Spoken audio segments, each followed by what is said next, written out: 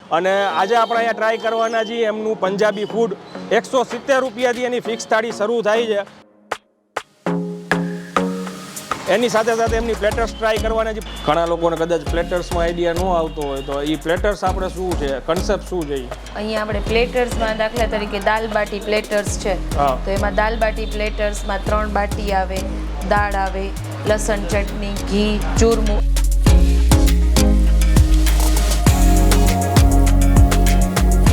લગભગ મેં બેનને પૂછ્યું હતું કે જુનાગઢમાં દાળ બાટીમાં ઓપ્શન તો કે લગભગ ના બરાબર કહેવાય.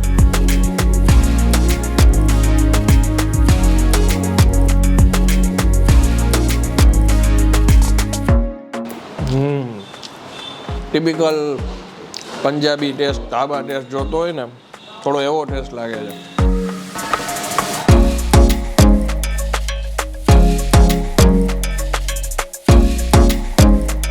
તો ફરી એકવાર તમારા માટે એક નવો વિડીયો લઈને આવી ગયો છું ને હું છું અત્યારે જુનાગઢમાં.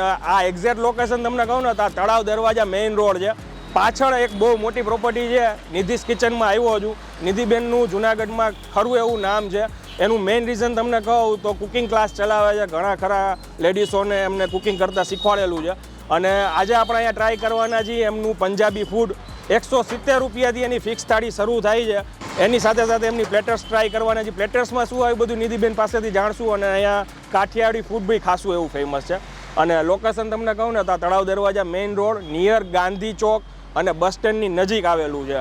ચાજી વાર નહીં કરીએ, અંદર જઈને તમને કિચન વિઝિટ કરાવી, નિધિબેનને મળાવી, ટેસ્ટ કરીને જણાવું. ચાલો શરૂ કરીએ.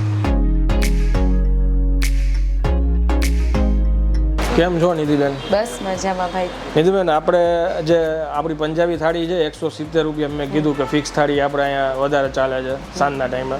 અને ઘણા લોકોને કદાચ પ્લેટર્સમાં આઈડિયા ન આવતો હોય તો એ પ્લેટર્સ આપણે શું છે, કન્સેપ્ટ શું છે?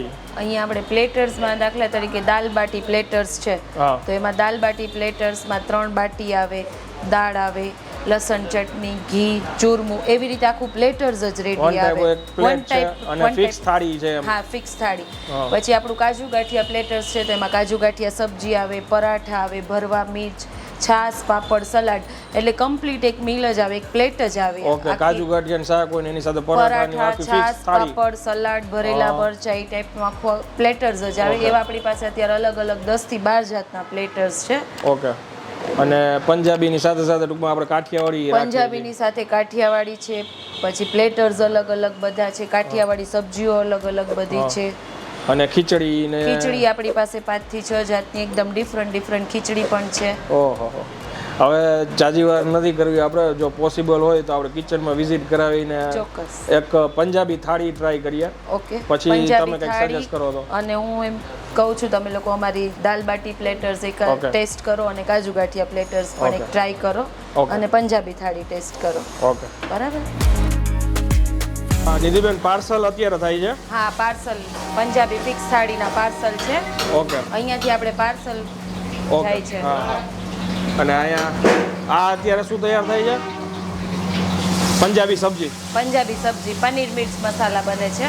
ઓકે. આ ફિક્સ થાળીમાં શાક આવશે? આજે પંજાબી ફિક્સ થાળીમાં અને આલા કાર્ટમાં પણ છે. અને આજના મેનુમાં અમારે પનીર મિર્ચ મસાલા છે. રોજ અલગ અલગ, રોજ ડિફરન્ટ મેનુ હોય છે. ઓકે.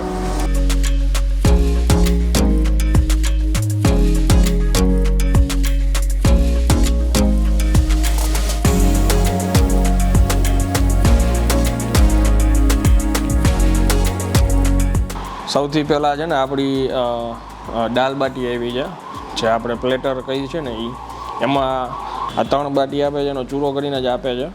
અને સાથે આ દાળ છે, કોમ્પ્લિમેન્ટરીમાં ડુંગળી છે, ટૂંકમાં સલાડ છે, ઘી છે, લસણની ચટણી છે અને આ ચૂરમો છે.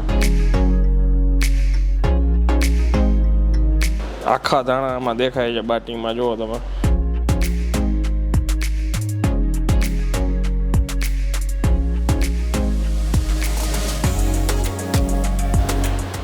થોડું ઘી ઉમેરીશું. કોઈને સ્પાઇસી ખાવું હોય તો લસણ ચટણી. લગભગ મેં બેનને પૂછ્યું હતું કે જુનાગઢમાં દાળ બાટીમાં ઓપ્શન તો કે લગભગ ના બરાબર કહેવાય, બહુ રેર કદાચ મળતી હશે. મેજોરિટી રાતના ટાઈમે આમના દાળ બાટીના ઓર્ડર ઘણા હોય છે. હું ઘણા દિવસ પછી કંઈક દાળ બાટીનો વિડીયો બનાવું છું. વાત કરતાં કરતાં મોઢામાં પાણી છૂટે છે.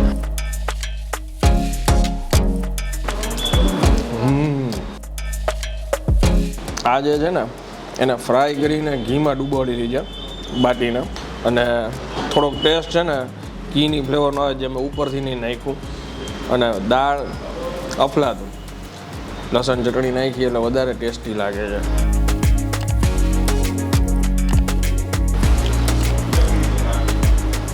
આ ચૂરમું છે બાટીનું.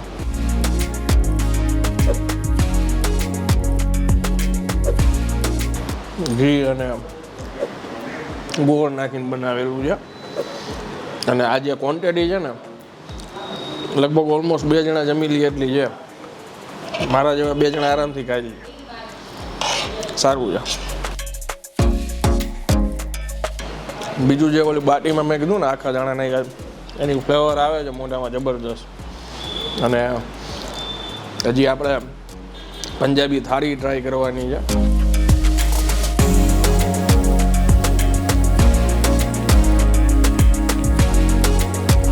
હવે આપણી મેઇન થાળી આવી છે અને 170 રૂપિયામાં કેટલું બધું આવે છે તમે જુઓ. પનીરનું શાક છે, વેજ શાક છે, વેજીટેબલ્સનું, અને દાળ જુઓ કેટલી થીક છે. આ દાળ ફ્રાય છે, સાથે જીરા રાઈસ છે, સલાડ છે, 2 સ્વીટ છે, એક પાપડ છે, 2 પરોઠા છે, ઘઉંના પરોઠા છે. એટલે આ એક પોઈન્ટ મને સૌથી વધારે ગમ્યો જેન્યુઅનલી. જેમ કે જે લોકો કાઠિયાવાડના હશે ને એ લોકો મેંદાનું અવોઇડ કરતા હશે. એના ઘઉંના લોટના જો પરોઠા મળતા હોય ને તો એ મેંદાના નાન ને એવું ઇગ્નોર કરતા હોય મેજોરિટી લોકો. અહીંયા ઓપ્શન છે આ વસ્તુ. અને આ પ્લેટર તૈયાર કરીને આપ્યું છે. કાજુ ગાંઠિયાનું શાક છે, એકદમ ટેમ્પટિંગ લાગે છે. એની સાથે પરોઠા છે, એ પણ પરોઠા છે ને તમે જો આ લચ્છા પરોઠા જેવા છે, પડવાળા 2 પરોઠા છે, બહુ એવી છે. ફ્રાય મરચાં છે, સલાડ છે, ડુંગળી છે, પાપડ છે, છાશ છે. અને જો આલા કાર્ટમાં એમના પ્રેમથી કીધું છે કે તમે ખાઓ. પનીર પસંદા છે. અને આ આખા લસણનું શાક છે આવડવા, તો એ તમને બતાવું. આટલું બધું આપણાથી ટેસ્ટ ન થાય. સ્પેશિયલ નાના લસણના ગાંઠિયા છે, બહુ મસ્ત છે. અને આ કોમ્પ્લિમેન્ટરી સ્ટાર્ટર છે. ટૂંકમાં સ્ટાર્ટિંગમાં તમને ફ્રાઈમ્સ આપે. આ એમની ચટણી છે. મેઇન કોર્સ ઉપર હું ધ્યાન દઉં. આ જાંબુ છે, એક સ્વીટ એક છે પણ 2 પીસ આપેલા છે જાંબુના. આઈ થિંક આ પનીર વાળું છે.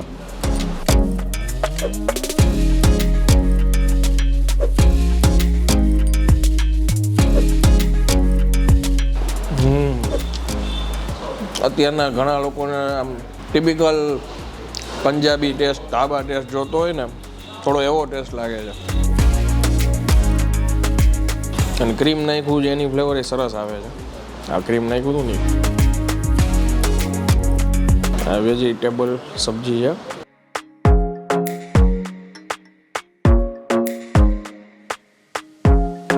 સુપર.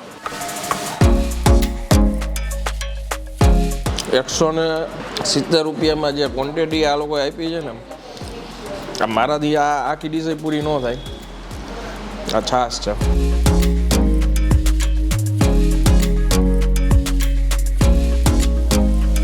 ઘણું બધું આપ્યું છે આમાં.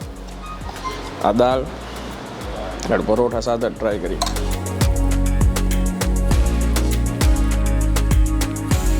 જોરદાર. ઘણીવાર હું અમારા ઘરે આ રીતની દાલ ફ્રાયનો પ્રોગ્રામ થતો હોય, એકદમ જો આવી થીક હોય એની સાથે પરોઠા અમે ખાવાનું પસંદ કરતા હોય ઘરે. બહુ મસ્ત છે. અને આ જે એક કાઠિયાવાડી શાક છે ને, એ હવે મારાથી રહેવાતું નથી, ટ્રાય કરી જ લઈ. આખા લસણનું.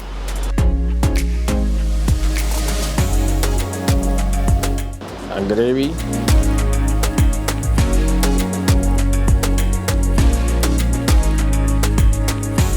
ઓહો, લસણનું શાક છે એટલે લસણની તો ફ્લેવર જબરજસ્ત આવવાની છે.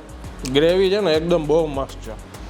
આ જો તો ગ્રેવી જોતા જ મને આઈડિયા આવી ગયો તો બહુ ટેસ્ટી છે, જોરદાર. આ આલાકાટમાં આવે.